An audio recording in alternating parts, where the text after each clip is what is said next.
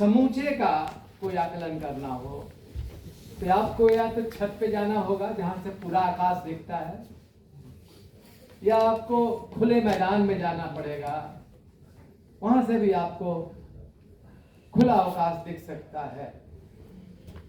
खिड़की से हमेशा एक दिशा में दिखाई देती है चीजें।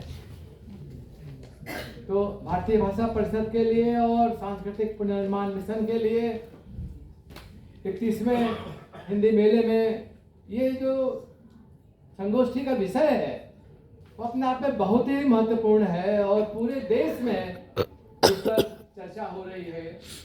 और हम सबका सौभाग्य है कि देश के कोने कोने से यहाँ बहुत सारे विद्वान ऐसे उपस्थित हैं जो इस विषय पर गहराई से विचार कर सकते हैं। मुझे लगता है कि खुले मंच पर इस तरह की पूरे देश में ये पहला आयोजन हो रहा है कि खुले ढंग से इस विषय पर चर्चा हो रही है और इसके लिए बहुत सारे विद्वान इकट्ठे हैं। मैं अपने विचार ज्यादा नहीं कहना चाहता, मैं केवल कुछ प्रश्न आपके सामने उपस्थित करना चाहता हूँ।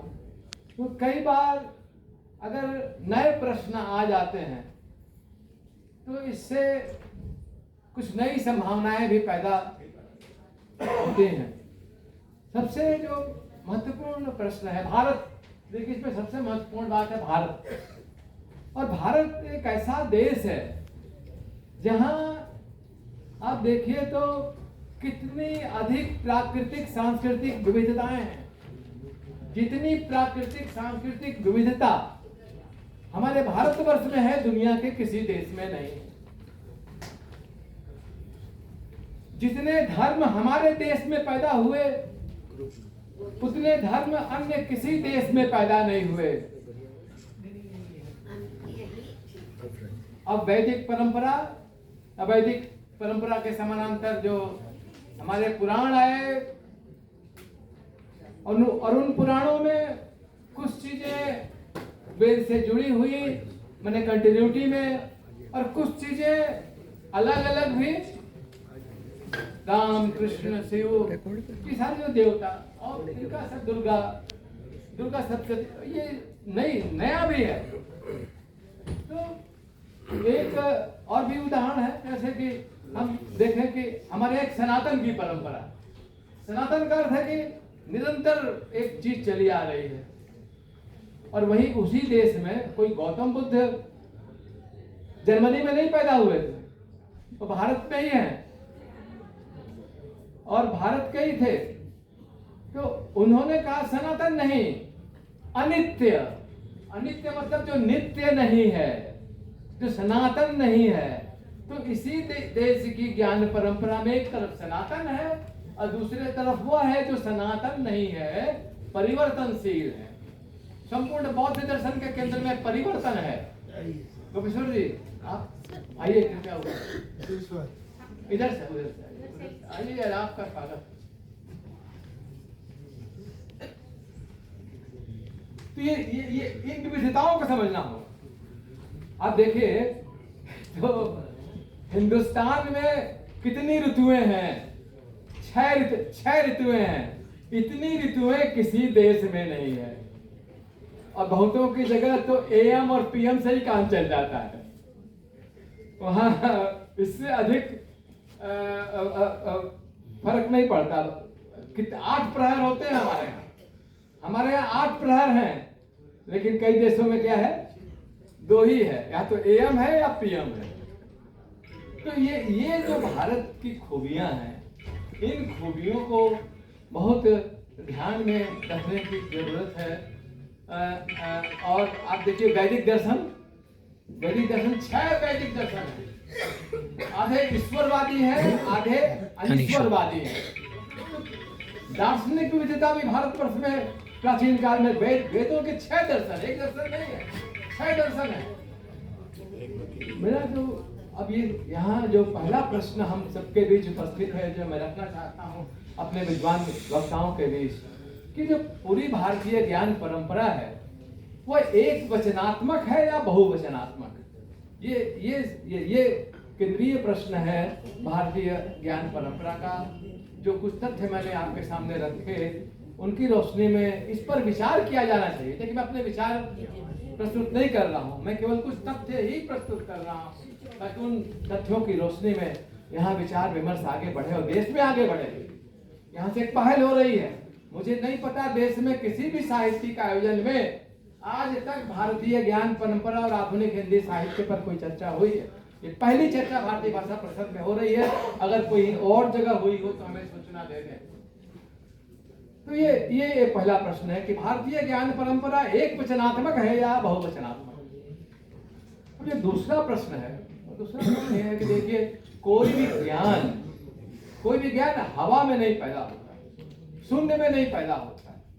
वो एक समाज में, एक इतिहास में, वो संस्कृति में कुछ दार्शनिक दृष्टियों के बीच वो ज्ञान पैदा होता है। हमारे ग्रंथों में वो ज्ञान की एक परंपरा है, हमारे ग्रंथों में वो ज्ञान है। लेकिन ग्रंथों के साथ साथ जो एक लोक अनुभव है, लोक का, साधारण लोगों का जो अनुभव है, उसे हम ज्ञान भंडार, ज्ञान परंपरा के अंतर्गत शामिल कर सकते हैं कि नहीं कर सकते हैं। आज की गोष्ठी में यह भी एक विचार का बिंदु बन सकता है। हमारे वक्ता अपने हिसाब से अपने विचार रखेंगे। हमारे जो द्वारा उठाए हुए जो प्रश्न हैं, उन प्रश्नों को चुन भी सकते हैं, नहीं भी चुन सकते हैं। मुझे लगता है कि भारतीय ज्ञान परंपरा केवल प्राचीन ग्रंथों में है, या उसकी एक लोक परंपरा भी है, या उसकी एक लोकानुभवों के बीच भी एक परंपरा है। ये कबीर की एक बात है। कबीर से एक पंडित बहस करने के लिए जा रहे हैं, तो रास्ते में एक पनिहारिन मिली। अच्छा, वो पूरे ग्रंथ लाद के जा रहे थे। पूछा उस पनिहारिन से, कबीरा का घर किधर है? कबीर का घर कहाँ है? बहस करना है और पोथियां ग्रंथ लेकर के जा रहे हैं। तो जो पनिहारिन ने बताया कि कबीरा का घर शिखर पर। कबीरा का घर किधर है?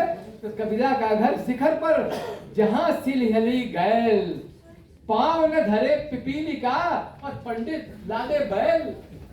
आप देखिए कि कबीर का घर तो शिखर पर है,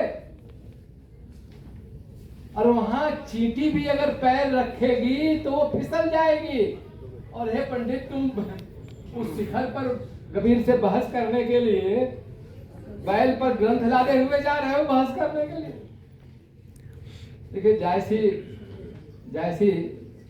जैसी कि एक पद्मावत में एक मधुर बहुत अच्छी पंक्ति है, पढ़े बहुत पर नेह न जाना। बहुत पढ़ लिया, बहुत ज्ञान प्राप्त कर लिया, पर नेह नहीं जाना। तो ज्ञान का अर्थ आज के जमाने में क्या है, क्या हो गया है, अगर हम देखें सचमुच ध्यान से, तो ज्ञान सिकुड़ गया है हुनर में। स्किल, आजकल ज्ञान के विकास हमारी दृष्टि में कोई बहुत महत्वपूर्ण बात नहीं। हुनर आना चाहिए, स्किल आना चाहिए। तो ज्ञान संकुचित हो गया है हुनर में। हुनर भी संकुचित हो गया है चतुराई में, और चतुराई भी धीरे धीरे संकुचित हो गई है धूर्तता में। तो सबसे बड़ा ज्ञानी वो है आज के जमाने में जो सबसे अधिक धूर्त है। ये जो आज के समय की हमारी विडंबना है, इसको भी समझने की आवश्यकता है। कल जो गा रही थी चिन्मयी, बहुत अच्छा है। उसमें वह भी साहिब सुनता है, चींटी के पग घेवर बांधे, वह भी साहिब सुनता है। तो सुनने वाला जो ईश्वर है, चींटी के पैर, एक तो चींटी का पैर देख लीजिए कितना बड़ा, फिर चींटी के पैर में घुंघरू, उसकी भी क्या साइज होगी, लेकिन उस घुंघरू की आवाज भी वह भी साहिब सुनता है। तो ये